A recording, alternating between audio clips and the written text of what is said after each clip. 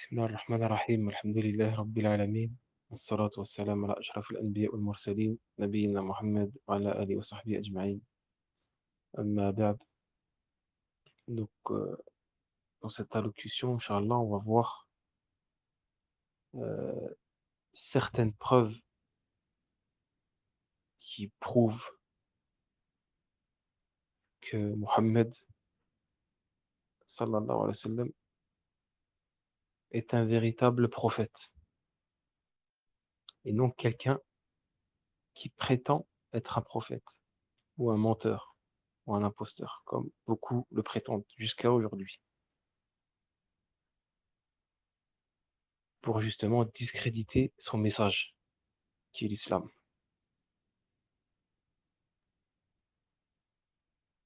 Et, euh, et donc ceci s'adresse à tout le monde, à travers le monde. Et on demande à Dieu de faire en sorte que cela parvienne à toutes les oreilles et que chaque cœur le comprenne.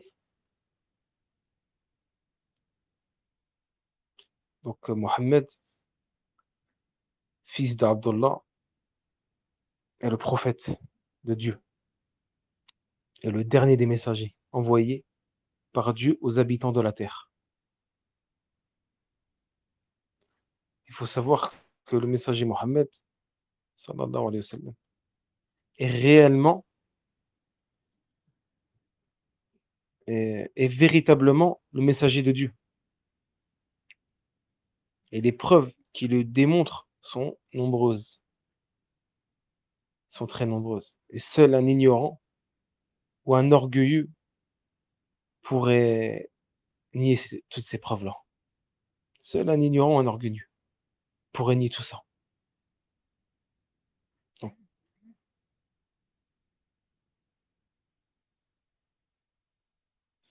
Donc parmi ces preuves, on va citer certaines preuves. C'est un véritable prophète et non quelqu'un qui revendique ou prétend être un prophète, comme beaucoup l'insinuent parmi les détracteurs de l'islam. Et que Mohammed, paix et bénédiction d'Allah sur lui, était un illettré qui ne savait ni lire ni écrire.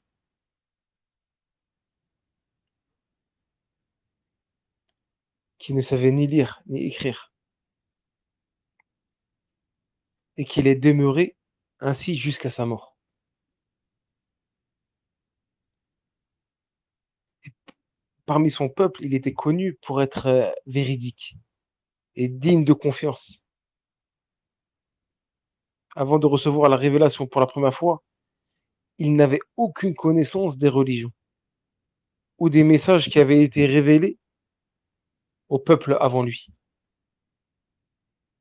Et donc il resta ainsi 40 années de sa vie, où il n'avait aucune connaissance euh, des, euh, des religions et des messages qui avaient été révélés avant lui. Et c'est alors justement qu'il commence, après 40, donc à 40 ans, il commença à recevoir la révélation. Dieu lui révéla le Coran, tel que nous le connaissons aujourd'hui. Et donc ce Coran contenait plusieurs des récits qui se trouvaient également dans les Écritures, dans les livres révélés avant lui. Et ce Coran-là rapportait ces récits-là dans les moindres détails, à la manière d'un témoin qui rapporte ce qu'il a vu.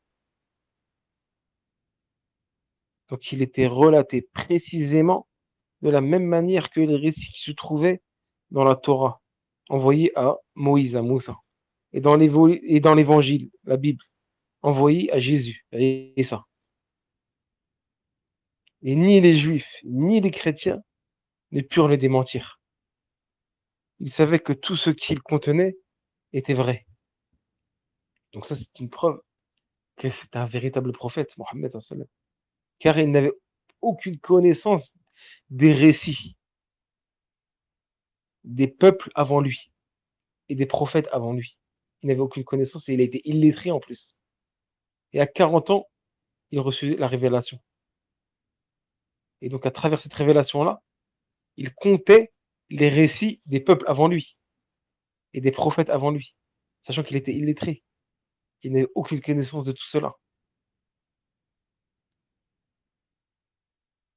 Et ni les juifs et les chrétiens ne purent le démentir. Ils savaient que tout ce qu'il disait était vrai. Donc ça, c'est une preuve que c'est un prophète. Et non quelqu'un qui prétend être un prophète ou un menteur ou un imposteur.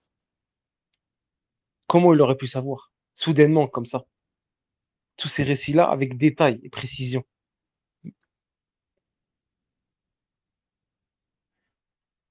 Et même les juifs et les chrétiens ne purent les démentir, tout ce qu'il racontait, alors qu'il était illettré. Comment il a pu savoir tout ça alors qu'il vivait à la Mecque, une terre désertique, loin de toute civilisation, sachant qu'il n'y avait pas tous les moyens technologiques, pardon. À cette époque, il n'y avait pas tout ça pour acquérir l'information. Il n'y avait pas tous ces moyens-là de communication pour acquérir l'information. C'était il y a 14 siècles. Donc ça prouve que c'est un prophète. Parmi aussi les preuves que c'est un véritable prophète et que Mohammed sallallahu alayhi wa sallam a prédit tout ce qui allait arriver à lui et à sa communauté. Et cela après sa mort. Il a prédit tout ce qui allait arriver à lui et à sa communauté après sa mort. Que ce soit les victoires qu'ils allaient remporter, euh, les victoires qu'ils allaient remporter, euh, les conquêtes, comme les conquêtes qu'ils allaient faire et remporter aussi, comme le royaume perse et de César. Ils ont conquis la Perse, ainsi que le royaume des chrétiens de César, qui était au Chem, en Syrie, l'Empire byzantin, qu'on appelle l'Empire byzantin. Donc ils l'ont conquis, ça, ils l'avaient prédit, avant cela, car elles ont été ces terres-là, c'est-à-dire ces royaumes-là, qui étaient les plus grands royaumes à cette époque-là, sur la terre. C'était les plus grands royaumes et les plus puissants sur la terre. Le royaume de Perse et le royaume c'est-à-dire l'Empire byzantin et l'Empire euh, perse. C'est comme aujourd'hui on dit l'Amérique et la Russie, par exemple. L'Amérique et la Russie font partie des puissants, des plus grosses puissances mondiales. Donc là, à cette époque-là, c'était la Perse, l'Empire perse et l'Empire byzantin. Salem l'avait prédit. Et après sa mort, effectivement, après sa mort, l'Empire perse et le royaume des Perses et le royaume des Byzantins, le royaume de César, c'est-à-dire, ont été conquis par les compagnons après la mort du prophète, à l'époque d'Abou Bakr et de Omar.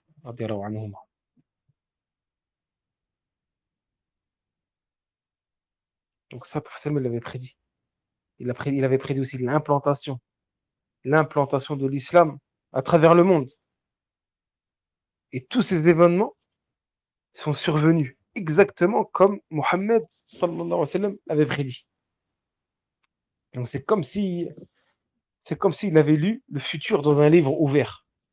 Donc ça peut émaner que d'un prophète qui a reçu la révélation. Ça ne peut pas émaner d'un homme ordinaire ou d'un homme qui prétend la prophétie ou d'un imposteur.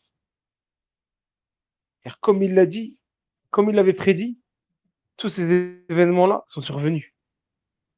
Donc ça, c'est une preuve aussi encore que c'est un véritable prophète. Parmi aussi les preuves que c'est un prophète, euh, et que le Coran, le Coran, est révélé à Mohammed sallallahu alayhi wa sallam en arabe est un summum d'éloquence et de clarté.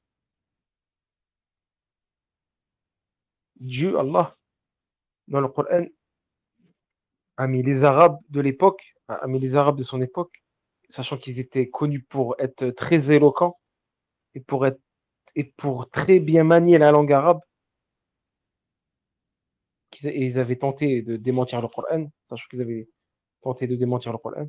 Donc, Allah a mis les Arabes de l'époque, qui étaient très connus pour être éloquents et être forts en arabe, au défi de produire ne serait-ce qu'une seule sourate semblable à celle du Coran. Et ils n'y réussirent, ils n'y parvinrent jamais, jusqu'à aujourd'hui. Personne n'a jamais osé prétendre avoir composé des versets équivalents ou approchants, que ce soit en ordre, en grâce, en beauté, en magnificence. Donc personne n'a fait ça jusqu'à aujourd'hui. Depuis l'époque du prophète sallam. Donc Allah il a mis les Arabes de cette époque-là au défi de produire ne serait-ce qu'une sourate, sachant que ces Arabes-là, c'était les plus éloquents. Ils étaient connus pour leur éloquence et pour très bien manier la langue. Et malgré ça, ils n'ont pas réussi à, à produire ne serait-ce qu'une seule sourate semblable à celle du Coran, ou des versets équivalents ou approchants. Sachant que le prophète sallam, c'est lui, donc ça a été révélé sur lui, et c'est lui qui le propageait, le Coran, le message. Il le récitait aux gens, il le propageait au sein de son peuple, au sein des Arabes, il était très éloquent. Sachant que le prophète sallam était illettré, donc ça ne peut pas venir d'une personne ordinaire, d'une personne qui prétend être prophète, ou un menteur, ou un imposteur. Parce qu'un illettré, euh, ou même il n'aurait pas été illettré, tu ne peux pas ramener un Coran de cette manière-là, un livre de cette manière-là, pardon, avec une telle éloquence, une telle grâce, un tel ordre, une telle magnificence. C'est pas possible.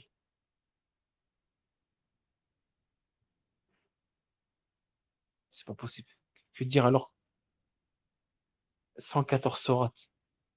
114 sourates. Une sourate, tu ne pourras pas. Jusqu'à aujourd'hui, personne a réussi à ramener des versets ou une sourate équivalente au Coran, dans son ordre, son éloquence, sa grâce, sa beauté, etc. Que dire alors de 114 sourates? Tout un livre.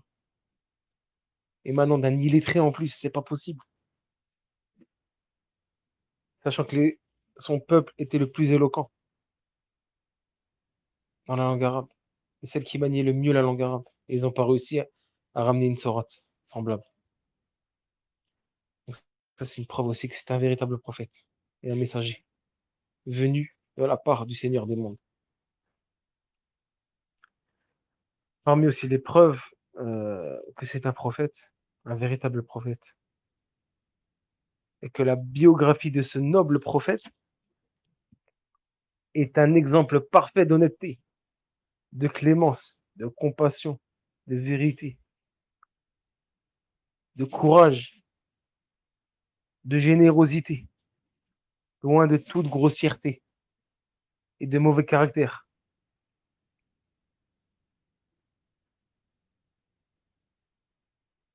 Donc ça aussi, ça prouve que c'est un véritable prophète.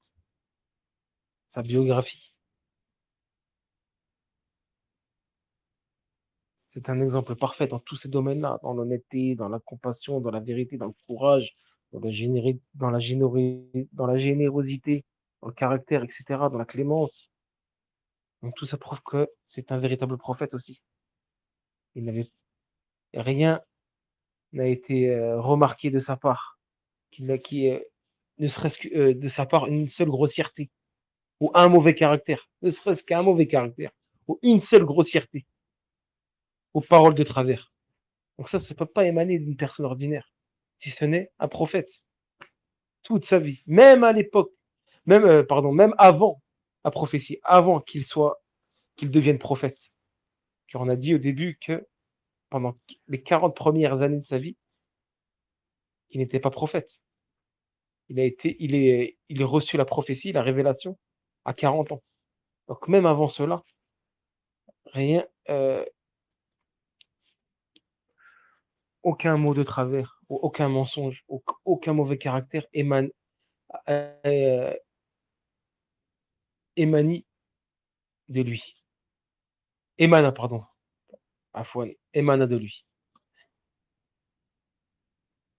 Donc ça, c'est pas possible. C'est une personne ordinaire ou quelqu'un qui prétend être un prophète, revendique ou ment, etc. Ça prouve que c'est un prophète, un messager envoyé par le Seigneur de l'univers à l'humanité.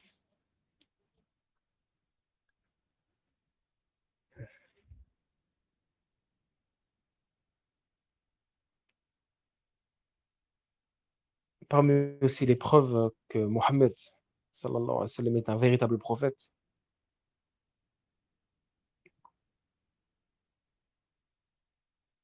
et que Dieu a insufflé beaucoup d'amour pour Mohammed sallallahu alayhi wa sallam dans le cœur des croyants et de tous ceux qui l'ont rencontré. Cet amour était si fort que n'importe lequel de ses compagnons aurait volontairement sacrifié sa vie, ou sa mère ou son père pour lui. Et cela jusqu'à nos jours. Ceux qui croient en Mohammed sallallahu alayhi wa sallam, l'honneur, ils l'aiment plus que tout.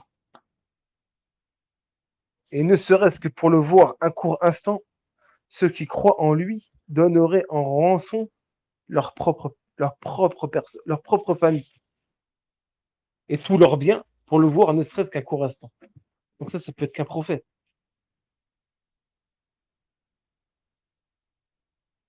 Cet amour-là dans le cœur des croyants et de tous ceux qui l'ont rencontré.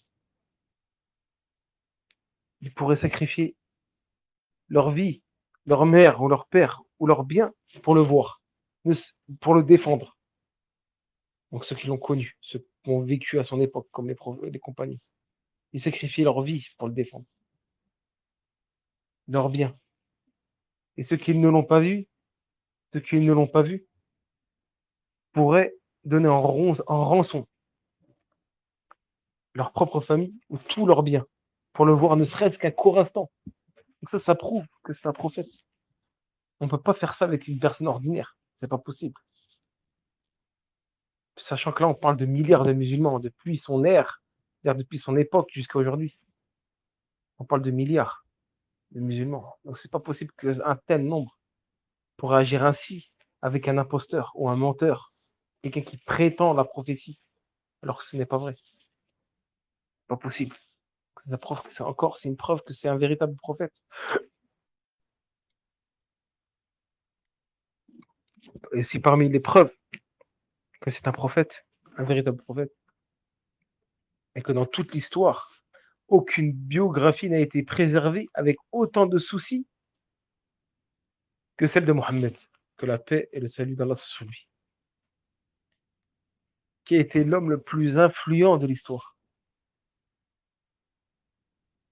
Et la terre entière n'a pas connu une autre personne à laquelle les gens pensent chaque jour, matin et soir, de même. Non, elle n'a pas connu une autre personne à laquelle les gens pensent chaque jour, matin et soir ou toute la journée, que le prophète sallam. Et chaque fois que les croyants mentionnent le nom de Mohammed, sallallahu alayhi wa sallam, ils le saluent et demandent à Allah de le bénir. Et ils font cela de bon cœur et par amour sincère pour lui. Ça aussi, ça prouve que c'est un prophète. On ne peut pas faire ça avec une personne ordinaire. De penser à lui tous les jours, Surtout là, on parle de millions de musulmans, voire des milliards de musulmans, depuis son époque jusqu'à aujourd'hui. Pensez à lui chaque jour et mentionnez, salut, lorsque son nom est mentionné, on le salue et on demande à Allah de le bénir. Et cela de bon cœur et par amour et sincérité pour lui. Donc ça peut être qu'un prophète. On ne peut pas faire ça avec une personne ordinaire. Au pire des cas, un nombre restreint pourrait faire ça, et pas des millions de personnes, pas des milliards de personnes à travers toutes les époques. C'est pas possible, si ce n'est un véritable prophète. Parmi aussi des preuves que c'est un véritable prophète, il n'y a jamais eu un homme sur terre dont le mode de vie est toujours 14 siècles plus tard imité par ceux qui croient en lui. Ceux qui croient à Mohammed et limite dans la façon de dormir, dans la façon de se purifier, dans les ablutions, soit pour les ablutions ou pour le bain rituel, le roussel. Ils imitent sa façon de manger, de boire, de se vêtir. Ceux qui croient en Mohammed appliquent ses enseignements et suivent son chemin qu'il a tracé tout au cours de son existence. Et cela dans tous les aspects de leur vie. Les croyants de chaque génération, depuis son époque jusqu'à nos jours, adhèrent à ses enseignements. Et pour certains, ça va jusqu'à vouloir suivre le prophète sallam dans ses choix personnels, dans des habitudes, dans ses choix personnels auxquels Dieu, Allah, n'a pas demandé aux croyants de se conformer. Donc, par exemple, tu vois, certains, ils vont pas manger, ne mangeront pas, ou ne mangeront que les aliments, ou ne porteront euh, que le genre de vêtements que le messager d'Allah aimait.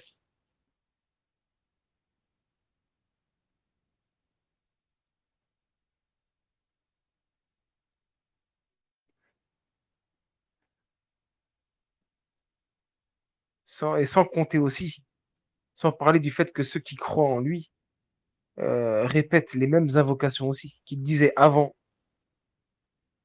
ou durant, ou après chacune de ses actions, ses œuvres, voilà, que ce soit durant le jour et la nuit. Ceux qui disaient qu'ils rencontraient des gens en entrant dans une maison, en sortant d'une maison, en entrant dans une mosquée ou en sortant, en entrant dans les toilettes ou en sortant, au moment de s'apprêter à dormir, au moment de se réveiller, ou lorsqu'il remarque le nouveau croissant de lune, ou avant de manger, de boire, de s'habiller, de monter sur une monture, au moment de voyager, au retour du voyage, etc. Donc même ça, ceux qui suivent le prophète sallam vont répéter les mêmes invocations qu'il répète, qu'il prononçait lors de durant les choses qu'on a citées.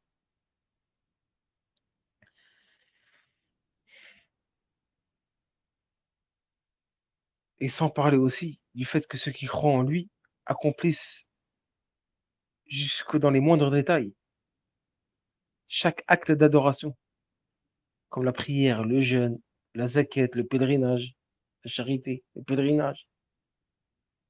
Ils l'appliquent de la façon que le prophète sallam leur a appris et qu'il accomplissait lui-même. Donc tout ça, ça permet à ceux qui croient en lui de calquer leur vie, c'est-à-dire calquer leur vie sur la sienne, comme s'il était là. Donc ça prouve que c'est un prophète. Ça prouve que c'est un véritable prophète. Comment le suivre? Comment suivre une telle personne? On ne peut pas suivre, on peut pas suivre une personne ordinaire de cette façon-là, à travers toutes ces générations-là, depuis son ère, son époque jusqu'à aujourd'hui. Des millions de personnes, voire des milliards, suivent le prophète sallam, dans ses enseignements, à travers les choses de la vie, de tous les jours, comme manger, boire, voyager, etc. Donc ça prouve que c'est un prophète envoyé par le Seigneur de l'univers.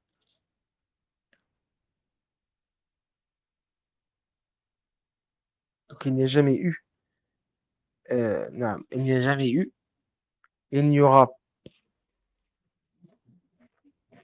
non, comment dire, euh,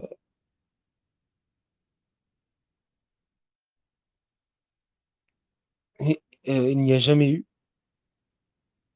dans le monde un homme qui a été ou qui sera aimé, qui sera si aimé, si respecté, si honoré et si obéi dans tous les détails, qu'il soit petit ou grand, que ne l'a été ce Mohammed sallallahu alayhi wa sallam. Donc ça, c'est une preuve que c'est un prophète. Surtout quand ça émane de millions de personnes. Encore, ce serait quelques personnes. Là, c'est des millions, voire des milliards, depuis son époque jusqu'à aujourd'hui. Donc, seul un ignorant ou un orgueilleux pourrait renier ces preuves-là. C'est pas possible de renier ça. Donc ça, c'est des orgueilleux qui rentrent pas, le fait de ne pas accepter l'islam, de ne pas accepter le message, c'est-à-dire le message de ce prophète-là, de cet homme-là, Mohammed, c'est de l'orgueil. Soit c'est de l'ignorance pure ou de l'orgueil. C'est des gens orgueilleux. Ils sont orgueilleux.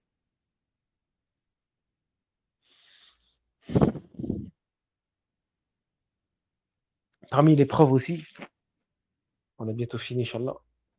Parmi les preuves que c'est un véritable prophète, et que depuis son époque, dans toutes les régions de la terre, et à chaque ère, chaque époque, l'exemple de ce prophète a été suivi par des individus de toute race, toute couleur et toute nationalité. Et parmi ceux qui ont suivi ces traces, les traces du prophète de Mohammed,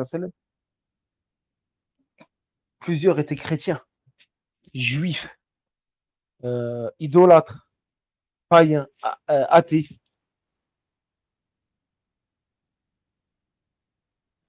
Et beaucoup parmi eux étaient connus pour leur sens du jugement et leur sagesse, et leur intelligence, et leur esprit d'analyse, et leur sérieux.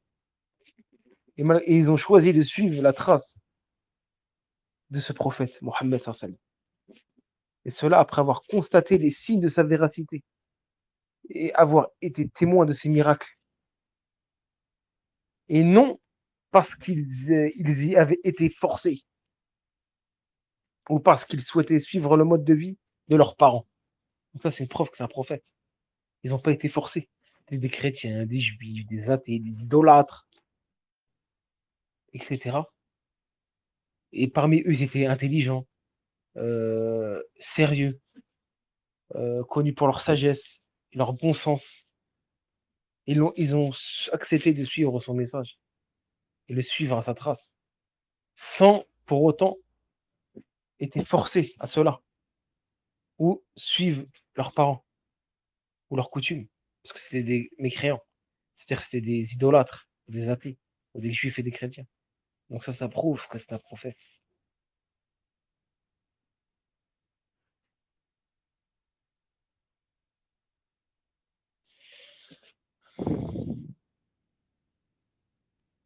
Plusieurs de ceux qui ont suivi le prophète sallam ont choisi de le suivre au moment où l'islam était encore faible, comme à la Mecque, lorsque le prophète Mohammed est apparu à la Mecque, a commencé à prêcher le message. Donc ils l'ont suivi au moment où l'islam était encore faible, au moment où les musulmans étaient peu nombreux et souffraient des persécutions de leur peuple. Donc ils n'ont pas accepté son message et l'ont suivi dans le but d'obtenir des gains matériels. Et la preuve, c'est que la plupart d'entre eux ont enduré les pires persécutions. Et cela à cause de leur choix. Leur choix. Et en dépit de tout cela, et de tous ces maux, ces persécutions, ils n'ont pas abandonné le message. Ils n'ont pas abandonné le message du prophète. Sallallahu alayhi wa sallam. Donc tout cela indique clairement à quiconque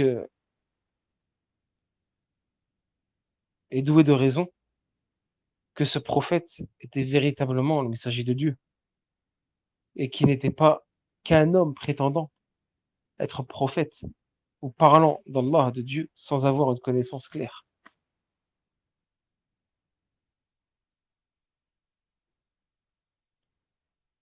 Et parmi aussi les signes que c'est un véritable prophète, est que Mohammed, donc cet homme-là, Mohammed sallallahu alayhi wa sallam, a été envoyé avec une religion, a été envoyé avec une religion dont les fondements de foi et les pratiques cultuelles sont hors du commun. Donc Mohammed sallallahu alayhi wa sallam a décrit Dieu, Allah, en lui attribuant des qualités d'absolue perfection, des qualités parfaites, et d'une façon qu'il ne lui et d'une façon, il a décrit le Seigneur et le Créateur des cieux et de la terre, d'une façon qui ne lui assigne aucune défectuosité. Donc ni les philosophes, ni les savants n'auraient pu décrire Dieu de cette manière.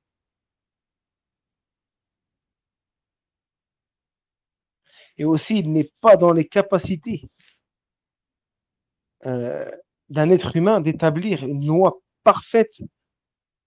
Il n'est pas dans la capacité d'un être humain d'établir une loi parfaite basée sur la justice, l'égalité, la clémence et l'objectivité qui s'appliquent à toutes les sphères c'est-à-dire tous les domaines de la vie sur Terre, comme le commerce, le mariage, le divorce, la location, le témoignage, la guerre des enfants et tous les autres contrats qui sont nécessaires au maintien et à la bonne gestion de la vie et de la civilisation sur Terre. Donc ça, c'est pas dans la capacité d'un être humain d'établir une loi aussi parfaite, basée sur une telle justice et égalité et objectivité, et cela s'appliquant sur tous les domaines et les sphères de la vie sur Terre. Un homme ordinaire, il ne peut pas. Il n'aura pas la capacité. Même si tous les hommes se réunissaient, pardon, pour établir une loi aussi parfaite, basée sur une telle justice et une telle objectivité et égalité, dans tous les domaines de la vie, que ce soit le mariage, le divorce, le témoignage, la garde des enfants, le commerce, etc. Et toutes les choses qui sont nécessaires au maintien des sociétés et de la vie, que ce soit pour les individus ou pour les sociétés. Donc ça, c'est pas possible. Même ceux qui inventent des lois et établissent des lois pour gérer et régir des sociétés n'ont pas réussi, n'ont pas réussi à établir une loi équivalente à celle de Mohammed sallallahu alayhi wa sallam. Jusqu'à aujourd'hui, 14 siècles plus tard, personne n'a réussi à établir une loi équivalente à celle de Mohammed sallallahu alayhi wa sallam. Sachant que Mohammed sallallahu alayhi wa sallam était illettré et a vécu dans une terre désertique, loin de tout moyen de communication, et technologie qui permettrait d'acquérir l'information ou d'avoir la main sur l'information. La loi avec laquelle il est venu est inégale, sachant qu'il est venu avec cette loi-là il y a de cela 14 siècles, plus de 1400 ans. Et aujourd'hui, les gens ont n'ont pas réussi à ramener une loi équivalente à celle-là.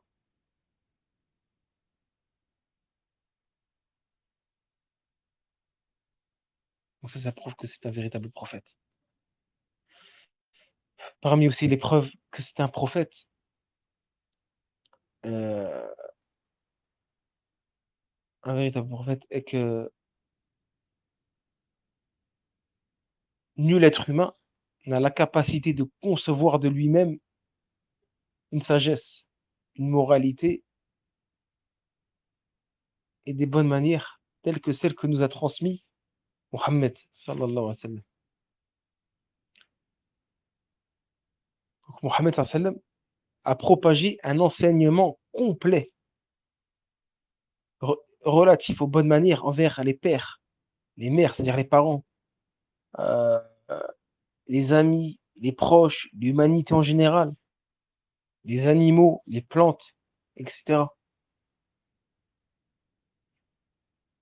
Donc il est impossible, à l'esprit humain d'acquérir la connaissance par lui-même de tous ces enseignements ou d'élaborer un enseignement semblable. C'est pas possible d'élaborer un enseignement semblable par soi-même. Tu peux pas concevoir tout ça. Une telle sagesse, une telle moralité et de telles bonnes manières. Et cela relatif, comme on a dit, aux parents, aux proches, aux amis, à l'humanité en général, aux animaux, etc. On ne pourra pas élaborer un enseignement semblable de nous-mêmes. Donc tout cela indique de façon, naam, tout cela indique que ce messager n'a pas tenté d'expliquer cette religion de son propre chef, mais plutôt qu'il s'agit plutôt d'un enseignement lui ayant été inspiré par celui qui a créé les cieux et la terre et qui a créé notre univers. On va citer une dernière preuve qui prouve que c'est un véritable prophète.